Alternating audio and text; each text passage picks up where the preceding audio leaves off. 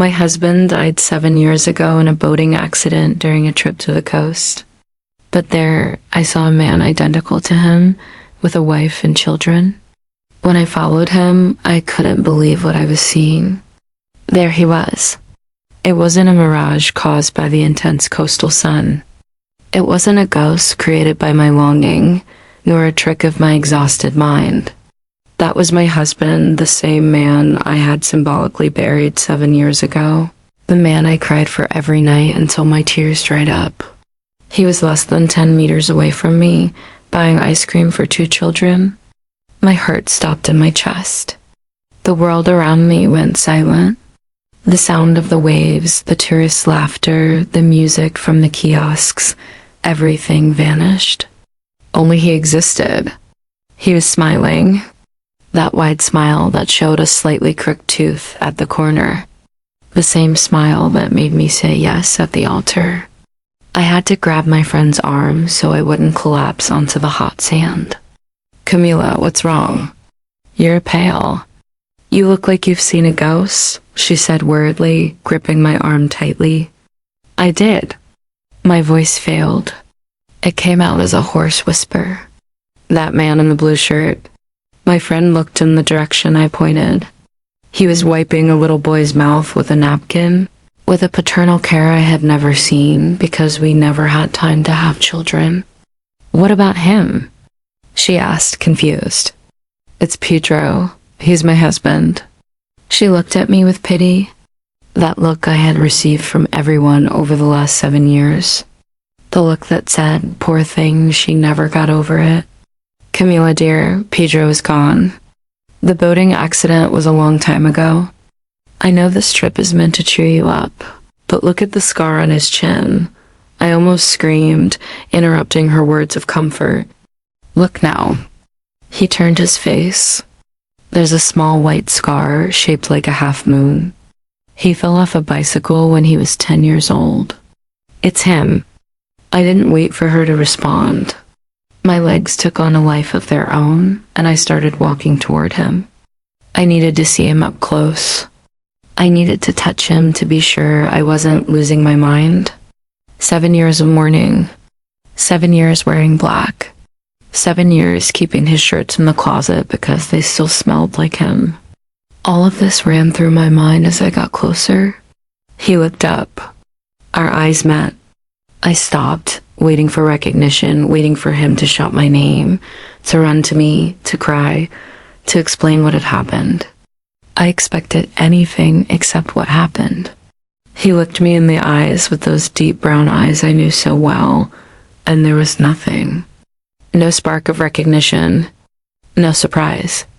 He looked at me as if I were a lamppost, a tree, just another stranger in his way. "Come on, kids.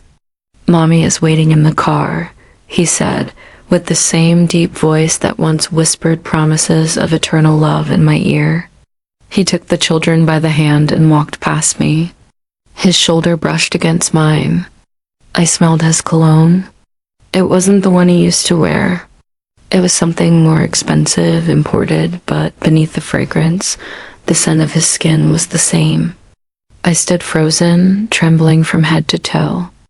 How was this possible? Had he lost his memory? Had he survived the shipwreck and forgotten who he was? I watched him approach a luxury car parked near the shoreline. A very elegant blonde woman was behind the wheel. She smiled at him, and he gave her a quick kiss on the lips before putting the children in the back seat. Anger began to replace the shock. He didn't seem amnesiac. He seemed happy. "I'm not letting this go," I murmured to myself. I ran to the first taxi I saw waiting at the stand and got in breathlessly. "Sir, please follow that black car. Don't lose them. I'll pay double." My voice was shaking but firm. The driver looked at me through the rearview mirror, confused but accelerated. We followed his car for about 20 minutes.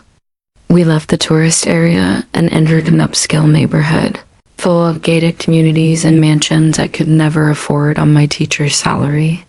His car pulled into a huge house facing the sea, with high walls and a golden gate. I asked the taxi driver to stop a little before it. I got out, feeling the cold, late afternoon wind hit my face, mixed with the hot tears now streaming nonstop. I walked closer to the gate, hiding behind a decorative tree on the sidewalk. I watched him get out of the car. A uniformed employee came to take the bags from the trunk. "Good afternoon, Mr. Ricardo. Did you enjoy the outing?" The employee asked. Ricardo. The name hit my stomach like a punch. He wasn't Pedro. In that life of luxury, he was Ricardo. "It was great, Jose." "Thank you," he replied, smiling. Ricardo wrapped an arm around the blonde woman's waist, and they entered the mansion laughing like the perfect family from a margarine commercial. I pulled out my phone. My hands were shaking so badly I almost dropped it. I zoomed in and took 3 photos, one of him in profile showing the scar, one of him hugging the woman, and one of him entering the house, leaning against the wall of that mansion. It finally sank in. There was no body in the boating accident because there was no death. While I spent sleepless nights taking sleeping pills and crying over the loss of the love of my life, he was building a new life with a new name, a new wife and children who should have been ours. I looked at the photo on my phone screen. The pain of grief, which had followed me for 7 years like a heavy shadow, suddenly disappeared. In its place, something much stronger and more dangerous was born, the need for the truth. He thought he had gotten rid of me. He thought I was the naive widow who would cry forever. But he was terribly mistaken. Pedro may have died at sea, but Ricardo was about to meet the woman I had become. I took a deep breath, wiped my tears with the back of my hands, and put my phone away. I wasn't going to scream or make a scene at the gate. That would be far too easy for him. I needed to understand the scale of the lie. I needed to know every detail before destroying that house of cards. I turned my back on the mansion and started walking. The sadness was gone. Now I had a purpose. I returned to my hotel room, but my mind was still at that golden gate. I couldn't sleep. The image of my husband, or rather, Ricardo kissing that woman, wouldn't leave my head. I sat down in front of the laptop I had brought on the trip and began my hunt. I had very little information, just his first name and the address of the mansion, but in the age of the internet, sometimes that's enough. I typed the street name and house number into the search engine. Within seconds, the owner's name appeared, Helena. Her last name was powerful. Helena was the sole heir to a massive furniture store chain, one of those families that appear in society columns. I began searching her name together with Ricardo's. What I found made my stomach churn. There were dozens of photos at charity dinners, photos on trips to Europe, photos on yachts. And there he was. Pedro, my Pedro, smiling, toasting with champagne glasses, wearing suits that cost more than the car I drove. But the final blow came when I found the wedding announcement. Heiress marries in a luxurious ceremony. The date exactly 2 years after the boating accident. 2 years. While I was still going to the sea every Sunday, throwing flowers into the water and praying his body would appear so I could give him a proper burial, he was tasting wedding cake. While I could barely get out of bed because of depression, he was choosing a honeymoon. Anger gave me a focus I hadn't felt in a long time. I needed to understand how he had done this, how someone could die and be reborn rich. I remembered a detail that had always intrigued me, but that I had seen as a gesture of love at the time. 3 months before disappearing at sea, Pedro took out $1 million life insurance policy. It was an absurd amount, something we could barely afford to pay monthly. He said it was to protect me in case something happened. When he disappeared and his death was legally declared, I received that money. It was what sustained me. I paid off the house and kept the bills up while I couldn't work because of grief. I thought he had been thoughtful. Now, staring at the computer screen, I saw the truth. That wasn't love. It was payment for his freedom. He bought my silence and my widowhood with that insurance so he could flee without guilt. But I needed concrete proof. I couldn't just go to the police screaming that a dead man was alive. I needed documents. I remembered Mr. Alberto. He had been my next-door neighbor for years. A kind man who had worked as a private investigator before retiring. He had always treated me with paternal affection after I became a widow. I called him, even knowing it was past midnight. "Camila, did something happen?" His voice was sleepy and concerned. "Mr. Alberto, I need your help. It's urgent. I found Pedro." I explained everything. At first he thought I was delirious, that the grief had come back full force. But when I sent him the photos I had taken at the gate and the social news links about Ricardo and Helena, he went silent. "Give me 24 hours, girl. I'll use my old contacts," he said, with the hard voice of someone who had caught the scent of a crime. The next day was the longest of my life. I didn't leave the hotel. I paced back and forth, waiting for the phone to ring. When Mr. Alberto called, the news was shocking. "Camila, sit down. The story is worse than we imagined." He discovered that Ricardo had perfectly forged documents and new identity created from scratch, in a small town in another state. But Mr. Alberto dug deeper. He cross-checked Pedro's old records. Pedro was drowning in debt, Camila. Gambling debts, loans from loan sharks, fraud at companies where he worked. It was bad. He was about to be arrested or killed by collectors at any moment. Tears ran down my face, but this time they weren't from longing, they were from humiliation. I had lived with a man I didn't know. He didn't die in a tragic accident. He ran away. He staged his own death to escape his debts, and as a bonus found a gold mine named Helena to fund his new life. "There's more," Mr. Alberto continued. "This Ricardo is already being discreetly investigated for embezzlement at his wife's company. He hasn't changed, Camila. He's a parasite. He jumped from you to her and is draining everything he can." I hung up the phone with a bitter taste in my mouth. He had destroyed my life, made me cry over an empty grave. And now he was doing the same thing to another woman. Helena might be rich. She might have everything I never had. But in that moment, I felt a strange sense of solidarity with her. She was sleeping with the enemy and didn't know it.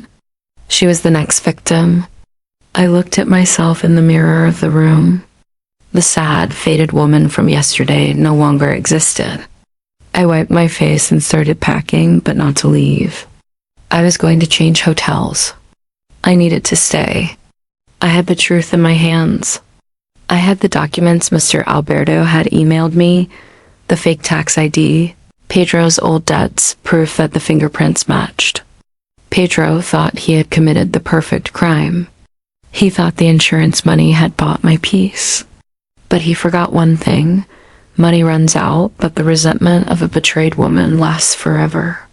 I picked up my phone and searched for the contact of a quick print shop in the city. I needed to print everything. "Wait for me, Helena," I whispered into the empty room. "You're about to meet the true face of your husband, and the two of us have a lot to talk about." My hands were cold with sweat as I waited in the luxurious reception area of Helena's company. I had invented a lie, saying I was an exclusive event consultant with a partnership proposal for her brand launches. It was a risky gamble, but Helena's curiosity, or perhaps fate, worked in my favor. "Mrs. Helena will see you now," the secretary said, opening a heavy wooden door. I entered the office. Helena was sitting behind a large, immaculate desk with the natural elegance that money brings. She gave a polite smile, waiting for me to start my pitch. "Good morning. Please sit down. I only have 15 minutes, she said, glancing at the gold watch on her wrist. I took a deep breath. I locked the door behind me, which made Helena raise a suspicious eyebrow. "I'm not an event consultant, Helena. I began, my voice steadier than I expected. My name is Camila, and I'm not here to talk about business. I'm here to talk about Ricardo. Her expression shifted instantly from curiosity to irritation. Are you some kind of mistress, or are you here to blackmail me? My husband tells me everything, and I'll call security right now. He doesn't tell you everything, I interrupted, walking to the desk and placing a brown envelope in front of her. For example, he didn't tell you that his name isn't Ricardo. His name is Pedro, and he's been my husband for 10 years. Helena let out a nervous laugh. This is insane. You're crazy. Get out of my office. Open the envelope, I challenged. If I'm lying, you can have me arrested. But if I'm telling the truth, you're sleeping with a criminal. Curiosity won. Helena opened the envelope. The first thing she saw was my marriage certificate, then the photos of Pedro and me at the beach years ago. The photos were undeniable, the same face, the same smile, the same posture. She began flipping through the papers, her breathing growing shallow, though she still tried to deny it. This could be fake. Or he could have a twin brother. My Ricardo is an honest man. He comes from a family in the countryside. He has a bicycle scar on his chin. I fired back. He doesn't like eating the crust of pizza. And he has a birthmark on his back, near his right shoulder, shaped like a small star. Helena froze. The envelope slipped from her hands, scattering the papers across the floor. Her eyes instantly filled with tears. She knew. Those intimate details couldn't be invented. And there's one more thing, I continued, my heart tight as I watched another woman's pain. The wedding ring he wears, the white gold one with side grooves. Helena looked at her own hand, where she wore a ring that matched her husband's. He told me it was an exclusive design he had made just for us. She whispered, her voice trembling. He lied. That ring was mine and his. He had it polished and engraved your name over mine.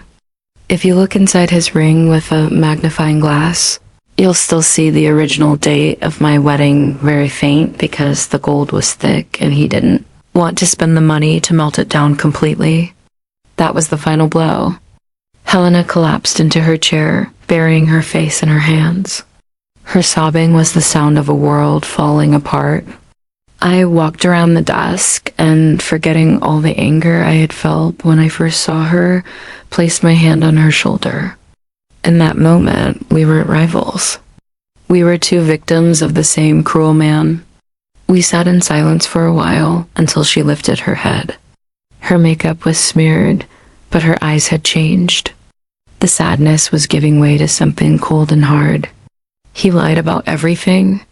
She asked. Everything.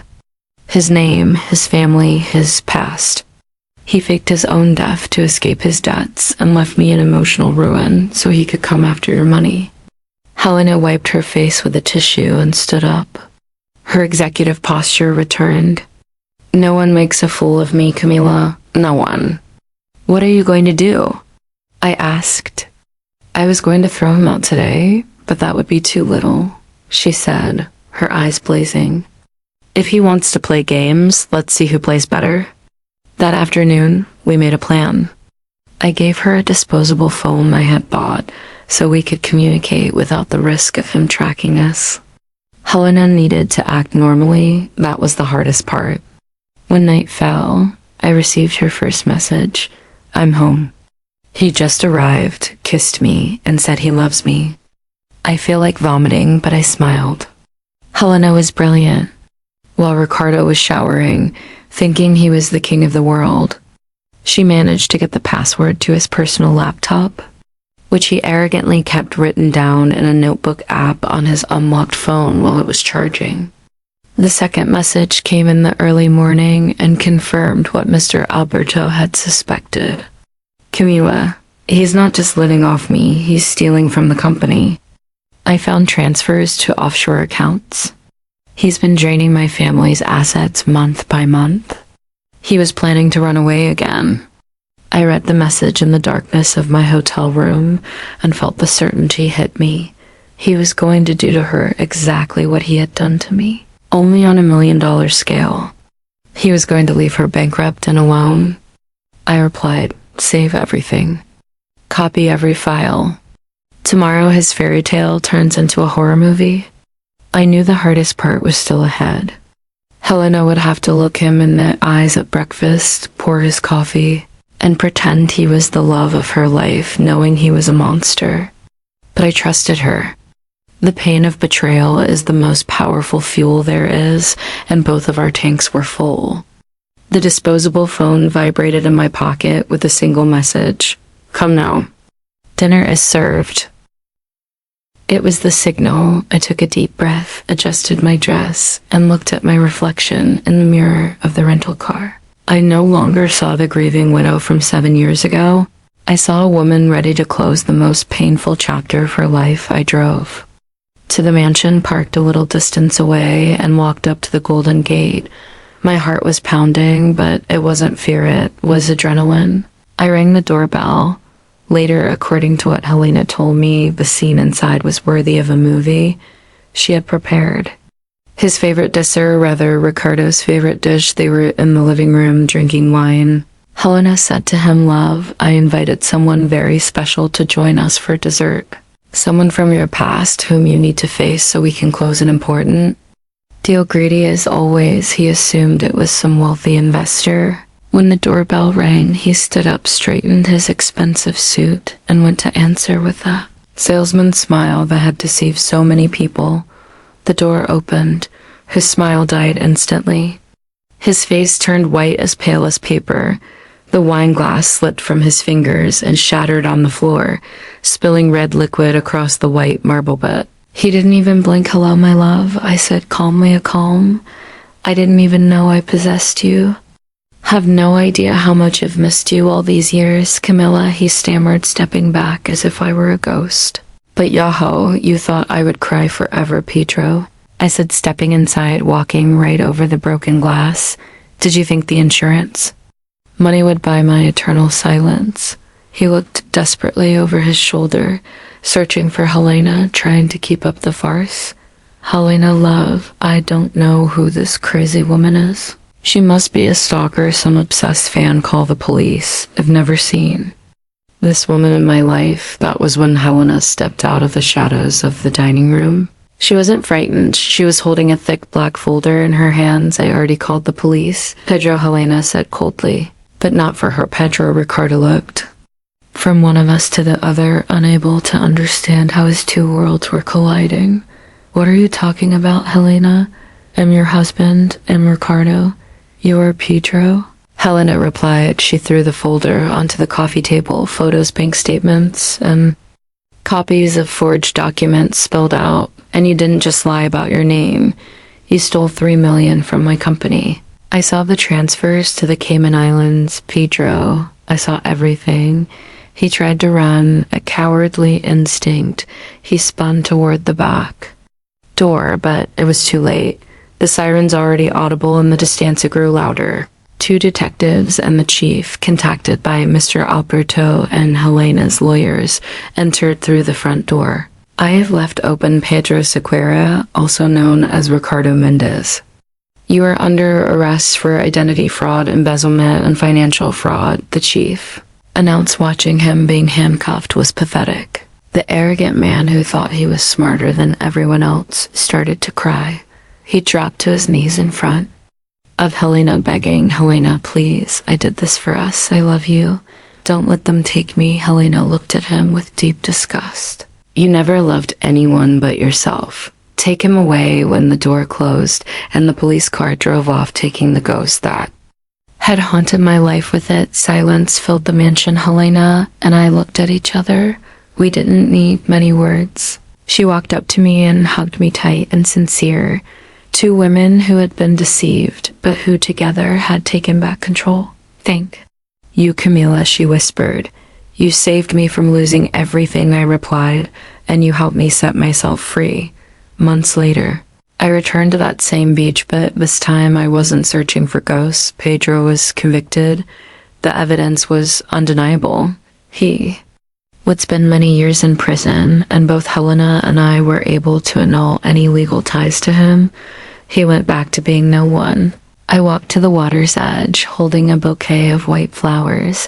Before, I used to throw flowers into the sea as a ritual of mourning, crying over his death. Today, the ritual was different.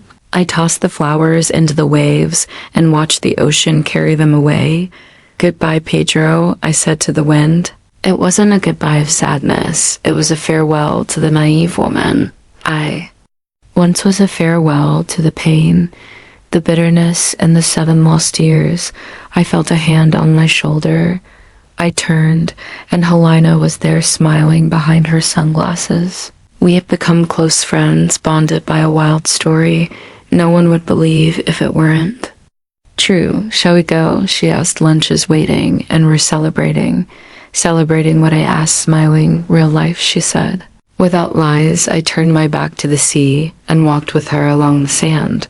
The sun was shining, the wind was cool, and for the first time in 7 years, I felt light. I no longer had a dead husband. I no longer had a living one either.